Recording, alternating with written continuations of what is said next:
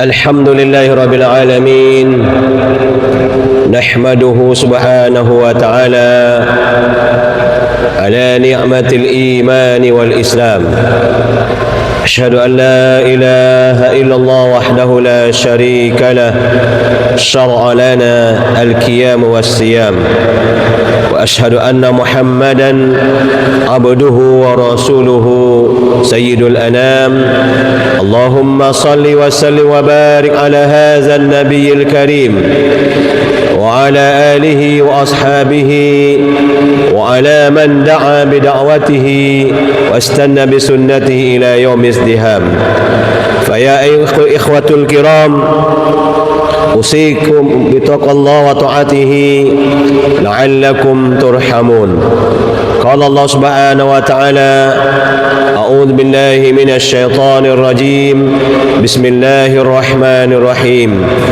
يا أيها الذين آمنوا إن تتقوا الله يجعل لكم فرقانا ويكفر عنكم سيئاتكم ويغفر لكم والله ذو الفضل العظيم صدق الله العظيم. Ma'asyiral muslimin, para saimin, hadirin sedang jemaah Jumat yang dimuliakan oleh Allah Subhanahu wa taala.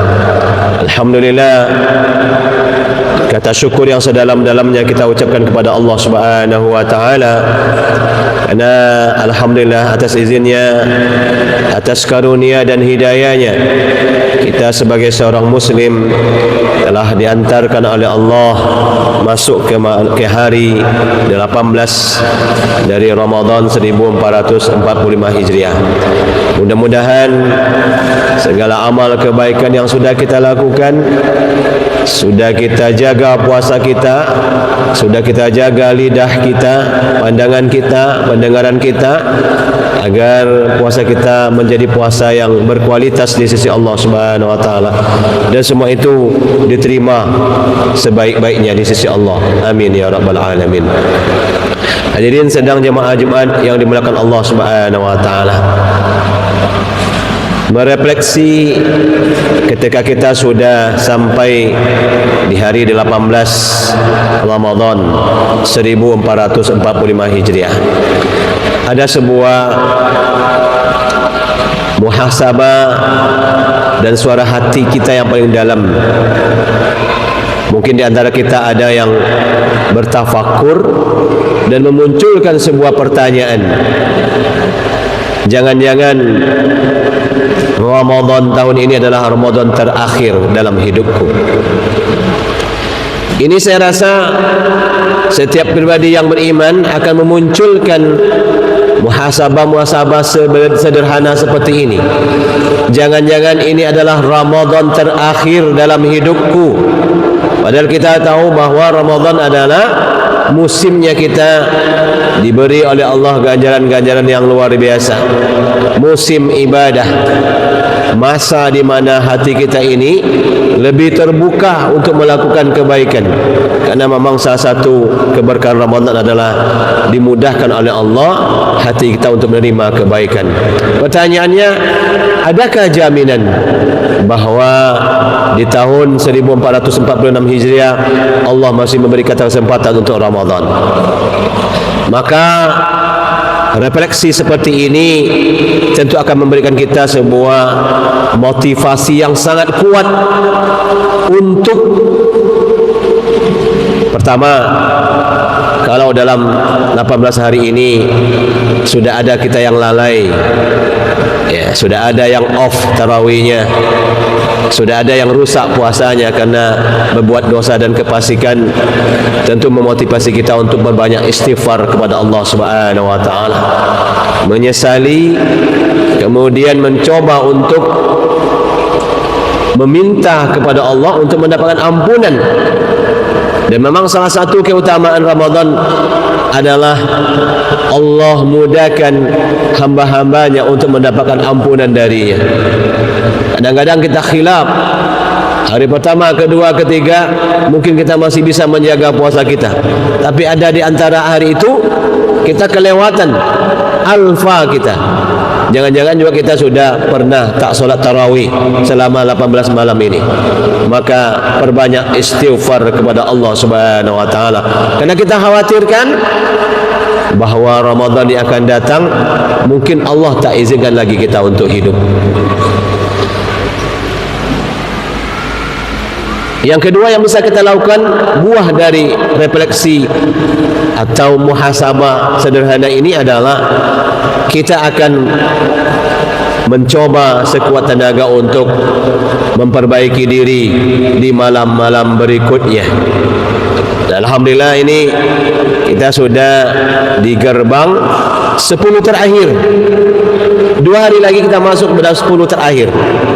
10 terakhir adalah 10 akhir yang sangat menentukan, sangat memberikan bukti apakah penyesalan kita hari ini karena kita lalai di hari-hari sebelumnya benar-benar menjadi penyesalan yang benar-benar insaf dari diri sendiri, ya, tidak hanya pencitraan tetapi benar-benar penyesalan yang didasarkan atas kesadaran bahawa kita telah melalaikan, menyia-nyiakan waktu-waktu yang terbaik yang Allah berikan kepada kita.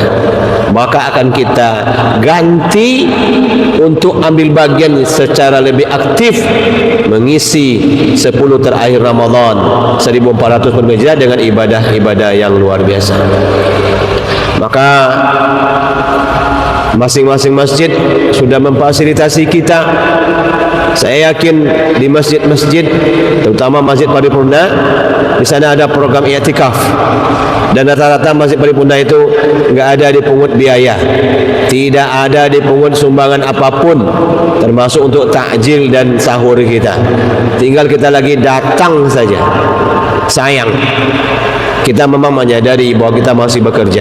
Okey, siang harinya mungkin kita tak bisa i'tikaf, tapi di malam harinya, khususnya dari jam 02 sampai habis subuh, kita sudah ada di rumah. Mari kita perbaiki, kita islah. Kalau beberapa hari ini ada yang error dalam puasa kita, kita tutup dengan ikut ambil bagian untuk i'tikaf di masjid-masjid. Dan Nurul Waton secara khusus mengundang jamaah sekitar sini untuk ambil bagian i'tikaf. Acara kita dimulai dari jam 02 sampai habis subuh. Ya, akan dibimbing, ada muhasabah dan tadabbur ayat, lalu kita solat qiyam dan sahur bersama serta subuh bersama sampai isyraq. Kenapa ini menjadi bagian terpenting? Karena seperti yang disampaikan, ini adalah bagian penentuan. Kalau bisa kita analogikan ini ada sebuah kompetisi permainan, maka 10 terakhir adalah babak finalnya.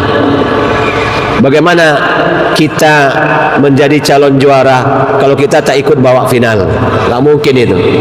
Hanya orang-orang yang ikut babak final yang punya kesempatan untuk menjadi sang juara. Hanya orang-orang yang lolos sampai ke babak final dan finish yang namanya ada kemungkinan keluar sebagai pemenang-pemenang Ramadan, yang nanti trofinya Allah sematkan dengan predikat takwa bagi keimanannya, sebagaimana yang Allah tuliskan dalam surah Al-Baqarah ayat 103 itu. Diwajibkan kalian berpuasa seperti orang-orang sebelumnya, la'allakum tattaqun, agar kalian menjadi orang-orang yang bertakwa. Lalu kenapa 10 terakhir? Karena berdasarkan sunnah apa yang dilakukan oleh Rasulullah SAW. Jadi i'tikaf itu walaupun ada qila wa qala, pendapat yang kecil ya menyatakan boleh di awal Ramadan, tapi mayoritas ulama dan mayoritas sahabat dan juga hadis-hadis dominan mengatakan bahwa Nabi Muhammad SAW ya aiqadha ahlahu, dia mengajak dan membawa keluarganya i'tikaf fi ashr awakhir min Ramadan, di 10 terakhir bulan Ramadan. Dan itu diikuti oleh para sahabat-sahabat Rasulullah, kemudian diikuti oleh para tabi'in, kemudian diikuti oleh tabi'in. Maka hari ini ketika kita ingin membuat i'tikaf, maka tak ada alasan kita yang kuat kecuali mengadakannya di 10 terakhir. Kenapa? Karena banyak amalan-amalan spesial yang memang diperuntukkan oleh Allah di malam-malam terakhir. Bahkan diprediksi berdasarkan hadis, berdasarkan perkataan ulama, bahwa malam yang paling mulia Lailatul Qadar itu dominan akan terjadi, akan Allah turunkan di 10 terakhir bulan Ramadan. Lalu bagaimana caranya kita mendapatkan? Beribadah, ya. Man qama Lailatul Qadri, di hadis Rasulullah, man qama Lailatul Qadri imanan wa ihtisaban ghufira lahu ma taqaddama min dzambi. Orang yang menghidupkan malam-malam Lailatul Qadar dengan ibadah, dengan qiyam, dengan tahajudnya, dengan tilawahnya, penuh dengan keimanan dan keikhlasan, ghufira lahu ma taqaddama min dzambi, maka Allah ampuni dosanya yang telah berlalu. Jadi semakin ke ujung Ramadan ini, semakin Allah buka pintu-pintu kebaikan yang melebihi dari malam-malam sebelumnya. Diskon-diskon pahalanya bertambah besar, berbanding lurus juga dengan diskon-diskon yang ada di mall. Tinggal kita lagi milih, mau kita jual akhirat ini dengan diskon-diskon duniawi, ya. Tentu ini adalah sikap yang sangat merugi. Kita beli diskon-diskon mall dengan menjual tarawih kita, dengan menjual masa-masa i'tikaf kita. Kita hanya untuk mencari baju lebaran, sepatu lebaran, ikat pinggang lebaran, kue lebaran, dan bekal-bekal untuk pulang kampung. Itu duniawi semua itu, dan tidak lain hanyalah sebuah adat istiadat biasa saja. Tak ada kaitannya dengan lebaran, tak ada kaitannya dengan puasa. Maka ketika itu mengganggu, ketika itu menjadi penghalang untuk kita datang ke masjid, maka itu sesungguhnya adalah jual beli yang sangat merugi. Ulaika allazina tarawul hayatad dunya bil akhirah wa ulaika humul khasirun. Itulah orang-orang yang menjual akhiratnya untuk membeli dunianya. Ulaika humul khasirun. Dan inilah orang-orang yang benar-benar merugi. Di dunia saja sudah dibilang merugi oleh Allah, apalagi di akhirat. Ya, biasanya Allah tak bilang kita merugi di dunia, di akhirat dikaitkan. Tetapi ketika ada orang-orang yang menukar amalan-amalan akhiratnya demi mencari dunia, Allah sebut langsung wa ulaika humul khasirun. Inilah orang-orang yang merugi. Dan meruginya bukan rugi 100 juta, ya. Bukan rugi bangkrut secara finansial, tidak. Rugi karena dia menghilangkan nilai-nilai yang tak ada harganya di dunia ini, lalu dibelinya dengan harga-harga duniawi yang begitu rendah. Rugi sekali. Lailatul Qadar hanya ada di bulan Ramadan. Tarawih hanya ada di malam Ramadan. Mall itu buka setiap tahun, tidak Ramadan saja. Diskon-diskon hanya trik-trik jual beli saja. Pada dasarnya nggak ada yang diskon. Kalau nggak percaya, bandingkan saja. Tapi itu sudah cukup membuat kita tertipu, ya, tergoda. Hilang ajakan-ajakan man qama ramadhana imanan wa ihtisaban wa ghufira lahu ma taqaddama min dzambi. Hilang ajakan man qama lailatul qadri imanan wa ihtisaban ghufira lahu ma taqaddama min dzambi. Hilang ajakan wa likulli lailatin utaqa'u minan nar. Setiap malam Ramadan Allah merdekakan orang dari api neraka. Bagi siapa? Bagi orang yang masih meramaikan masjid di malam-malam Ramadan, bukan meramaikan mall. Tapi apa yang terjadi? Lihat saja. Mulai malam tadi tengoklah. Kalau kita pulang dari arah kota ke Rumbai, yang paling banyak tuh orang ke arah kota, ya, habis maghrib atau menjelang maghrib. Buka di mall, sholat Solat masing-masing, bukan solat berjamaah dia. Solat sendiri-sendiri. Itu pun sudah jam 7 malam, solat maghribnya. Habis itu keliling di mall. Suatu dia pula nanti yang bersemangat takbir, malam takbir. Apa yang mau ditakbirkan? Anda takbir itu untuk apa? Ya.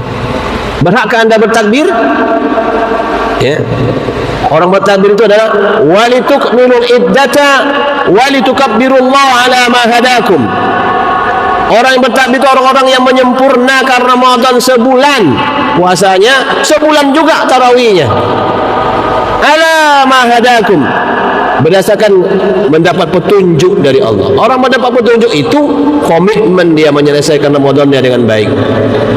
Kalau baru 3 hari 4 hari sudah gak ikut lagi, atau tinggal 10 hari sibuk ke mall terus, ini bukan orang-orang yang dapat petunjuk. Gak pantas bertakbir malam takbir itu. Apa yang mau ditakbirkan? Karena itu kemenangan. Anda sudah kalah, Anda sudah pecundang, bukan jadi pengjuara lagi. Tak layak itu takbir. Ya, yang layak itu orang merayakan orang-orang yang menang di Ramadannya, yang mampu menaklukkan hawa nafsunya hanya untuk akhiratnya, yang mampu mengedepankan akhiratnya dari urusan dunianya. Inilah orang-orang yang menang. Maka orang seperti inilah yang pantas pakai baju yang paling baru di hari Lebaran, sepatu yang paling bagus di hari Lebaran, kopiah yang paling bagus di hari Lebaran. Kenapa? Dia menang. Ketika orang tidak menang, dia akan berkamuflase seperti orang-orang menang. Ketika tidak menang, Anda bertakbir berkamuflase seperti Anda adalah orang-orang pejuang.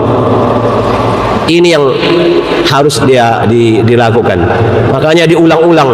Andaikan Ramadan ini adalah Ramadan terakhirku, memang nyawa urusan Allah. Tidak ada yang jamin. Jangankan Ramadan terakhir, hari ini jangan juga hari terakhir kita hidup. Hanya Allah yang Maha tahu. Ketika ini diulang-ulang, kita amat akan berpikir panjang. Masa cuma untuk beli baju Lebaran kita tak tarawih gitu? Kenapa tidak siang hari beli baju Lebarannya? Masa tak tarawih hanya karena cari sepatu? Kenapa tak siang hari cari sepatunya? Masa cuma hanya cari kue Lebaran? Kita tidak ikut ke masjid? Pantas tidak kita bertakbir kalau itu yang kita lakukan? Tidak pantas. Ketawa malaikat tengok kita itu. Karena hanya malaikat dan Allah yang tahu kita ni melakukan atau tidak. Orang lain yang bisa tahu. Dicibir kita oleh malaikat itu. Apa yang ente takbirkan? Ente aja tidak selesai permainannya, kok gembira pula, bersorak pula, menang gitu. Yang menang itu yang bersorak, yang menang itulah yang harus bertakbir.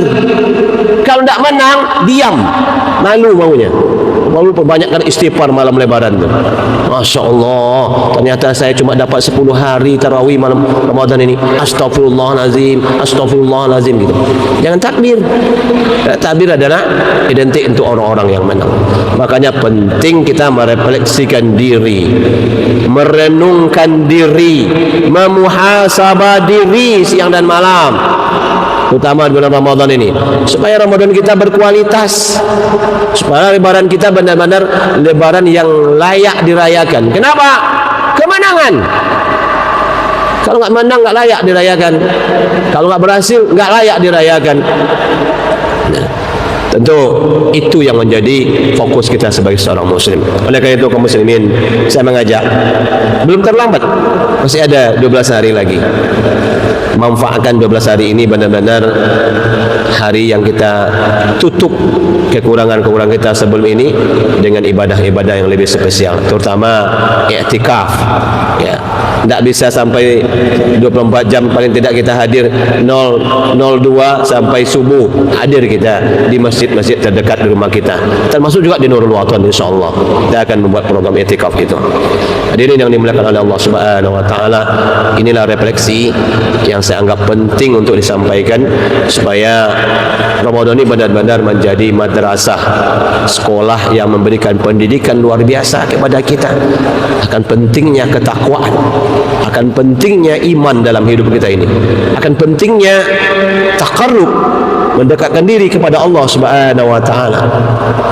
mendatangi rumah-rumah Allah Subhanahu wa taala untuk mendapatkan sejumlah manfaat dan faedah untuk buat diri kita sendiri, terutama dalam bagaimana supaya kita mampu menjadi orang-orang yang resisten, anti dengan kemungkaran dan kemaksiatan. Karena kalau kita rajin ke masjid, itu Allah beri itu. Allah berikan kita menjadi orang-orang yang resisten dengan kemaksiatan dan kemungkaran. Dan itu adalah bagian dari ciri dan tanda-tanda orang-orang yang bertakwa. Hadirin yang dimuliakan oleh Allah, mudah-mudahan nasihat khutbah yang singkat ini bermanfaat buat kita semua, terutama kepada khatib sendiri. Fa'tabiru ya ulil absar la'allakum turhamun. Allahumma shalli wa sallim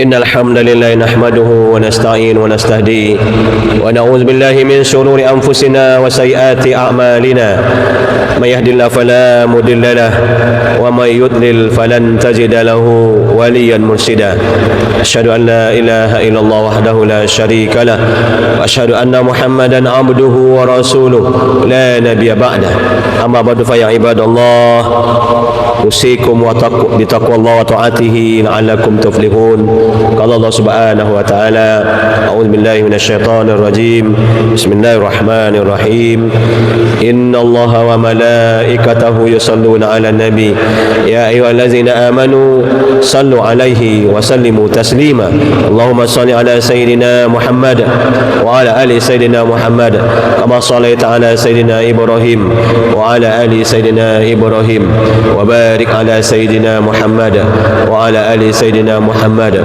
كما باركت على سيدنا إبراهيم إنك حميد مجيد. اللهم اغفر للمسلمين والمسلمات والمؤمنين والمؤمنات برحمتك يا أرحم الراحمين. اللهم آت نفوسنا تقواها وزكها وأنت خير من زكاها وأنت وليها ومولاها يا رب العالمين.